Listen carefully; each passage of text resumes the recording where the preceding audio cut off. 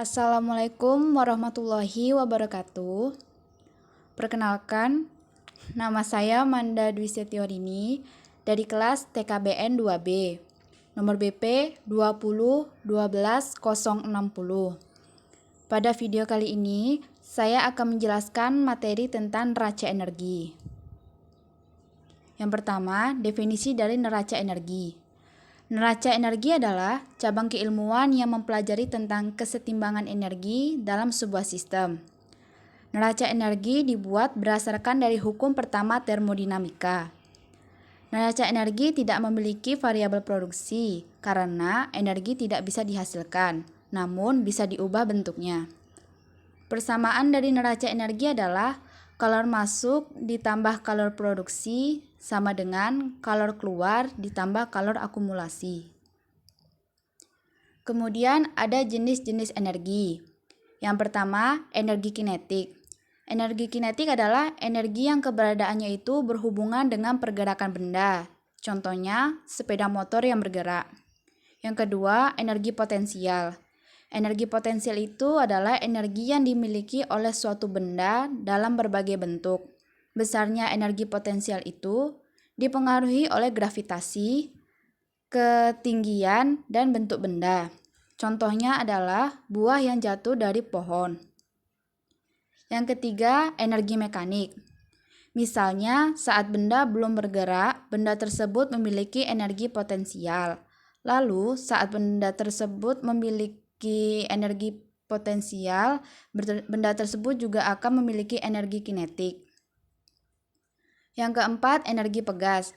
Energi pegas adalah energi yang dihasilkan benda elastis seperti karet ataupun busur panah. Keberadaan energi panas sangat memungkinkan benda tersebut untuk kembali ke bentuk semula setelah melepaskan gaya yang telah diberikan. Yang kelima, ada energi listrik. Energi listrik itu biasanya dihasilkan dari listrik sendiri, tercipta karena adanya perpindahan muatan listrik dari satu arus ke arus lainnya. Yang keenam, energi nuklir. Energi nuklir adalah energi yang tercipta karena reaksi nuklir, jika partikel dalam atom ini saling bereaksi. Energi nuklir juga biasanya digunakan sebagai pembangkit listrik. Dan yang terakhir adalah energi kimia. Kemudian definisi dari entalpi. Entalpi adalah kalau reaksi yang dimiliki sistem pada tekanan tetap. Bunyi hukum kekekalan energi adalah energi tidak dapat diciptakan, hanya bisa dirubah bentuknya. Sehingga energi suatu materi tidak dapat diukur, yang dapat diukur hanyalah energi dari delta E. Kemudian definisi dari termokimia. Termokimia adalah cabang ilmu yang mempelajari tentang kalor dan energi yang berkaitan dengan reaksi kimia ataupun perubahan fisika. Setiap materi mengandung energi dalam bentuk energi potensial dan energi kinetik, sehingga kedua energi tersebut disebut sebagai energi internal. Contohnya adalah reaksi pembentukan 1 mol hidrogen dan melepaskan kalor sebesar 242 kJ. Kemudian ada panas pembentukan. Panas pembentukan itu atau disebut juga sebagai entalpi pembentukan standar adalah pembentukan panas standar dari suatu senyawa yang besarnya perubahan entalpi dari 1 mol senyawa dari komponen-komponennya dalam keadaan standar.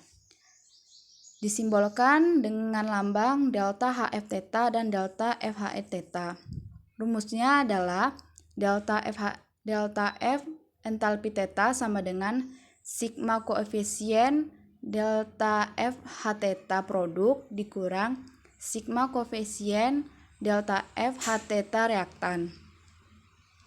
Data yang diperlukan untuk menghitung panas pembentukan adalah koefisien masing-masing reaktan dari produk, jumlah entalpi dari reaktan, dan jumlah entalpi dari produk. Kedua, ada panas pembakaran. Panas pembakaran adalah energi yang dilepaskan sebagai panas ketika senyawanya itu mengalami pembakaran sempurna dengan oksigen dalam kondisi untuk membentuk karbon dioksida, air, dan panas. Persamaannya adalah HHV sama dengan LHV ditambah HV dikali mol H2 keluar per mol H2 masuk. Data yang dibutuhkan untuk menghitung panas pembakaran adalah nilai kalor bawah, kalor penguapan air, mol air yang menguap, dan jumlah mol bahan bakar yang terbakar. Selanjutnya ada panas reaksi. Panas reaksi adalah energi yang diserap oleh suatu sistem ketika produk setelah dikembalikan pada suhu yang sama dengan reaktan. Jika pada tekanan yang sama untuk produk dan reaktan, panas reaksinya itu sama dengan perubahan entalpi. Persamaannya adalah delta HT sama dengan delta HT ditambah integral dari T dan 0 dikali delta CP kali delta T. Data yang dibutuhkan adalah temperatur awal, temperatur akhir, dan kapasitas panas. Selanjutnya adalah keadaan standar. Keadaan standar adalah suatu bentuk fisika, khususnya suatu zat padat dan cair, dan keadaan ini adalah zat murni pada tekanan 1 atm. Dan untuk gas murni adalah gas ideal hipotesis pada 1 atm. Keadaannya pada suhu 25 derajat Celcius atau setara dengan 273 derajat Kelvin, dan tekanannya itu 1 atmosfer atau setara dengan 76 cm Hg atau 760 mm Hg. Sehingga volumenya standar. F STP sama dengan 22,4 liter per mol. Biasanya, perubahan entalpi itu diukur pada suhu 25 derajat Celcius dan tekanan 1 atm.